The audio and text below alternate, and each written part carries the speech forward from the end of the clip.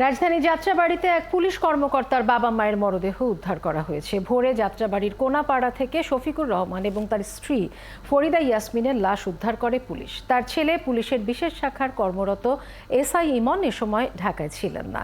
Police বলছে এটি ডাকাতি নাকি পরিকল্পিত হত্যাকাণ্ড, তদন্তের পরই তা জানা যাবে। মহিম মিজানের প্রতিবেদন।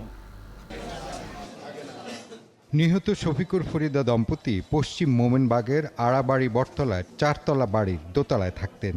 এই দম্পতির একমাত্র ছেলে পুলিশের বিশেষ শাখা অর্থাৎ স্পেশাল ব্রাঞ্চের এসআই ইমন ও তার স্ত্রী একই বাসায় বাবা মার সঙ্গে থাকেন। বুধবার রাতে ইমন দাদাবাড়ি ফেনী ও তার স্ত্রী নিজের বাড়ি চলে যায়। পুলিশ জানায় সকালে জরুরি সেবা নম্বর 999-এ ফোন পেয়ে ঘটনাস্থলে যায় যাত্রাবাড়ি থানার পুলিশ। ঘটনাস্থলে গিয়ে তারা বাসার নিচতলার পার্কিংয়ে শফিকুরের লাশ দেখতে পায়। লাস্ট ওইখানে পরে রয়েছে। পরে দেখলাম যে ইমনের আব্বু। পরে আমি উপরে উঠছি, উপরে দোতলায় যায় খালাম্মা করে ডাকতেছি, কোনো সারা শব্দ নাই। আমার ওয়াইফও আমার সাথে গেছে, যাইয়া দেখি যে খালাম্মারও জব করে ধুয়ে দিছে। একবার সরল সোজা কোনো রোগ একটা শিশু বাচ্চা আমার বাতিজা বা বাইরের ব্যাপার বলতে পারবেন। এই এলাকা আপনার হাঁটি জানতে পারেন, কোনোদিনই নিয়ে হয় না। কারোর সাথে শত্রুতা ছিল না, কিন্তু গ্রামে একটা ছোটোখাটো ঝামেলা আছে, ওটা নিয়ে এত নৃশংসভাবে হত্যা করার কথা না।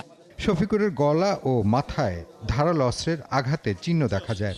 পরে দোতলায় গিয়ে শোবার ঘরে মশারির ভেতর স্ত্রী ফরিদার লাশ পাওয়া যায়। তার মাথা ও শরীরের বিভিন্ন স্থানে ধারালো অস্ত্রের আঘাতের চিহ্ন দেখা যায়।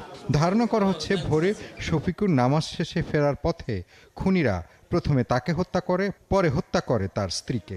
মৃত্যুর যেই বীভৎসতা বা নৃশংসতা, এটা থেকে আমরা ধারণা করতে পারি বিষয়টা পরিকল্পিত বা ভিন্ন চিন্তা থেকে।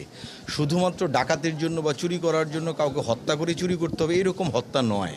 পুলিশ জানায় তদন্তের পর জানা যাবে এটি পরিকল্পিত হত্যাকাণ্ড কিনা। সিআইডির শনাক্তকরণ দল আলামত সংগ্রহের কাজ করছে। মহিম মিজান, 71, ঢাকা।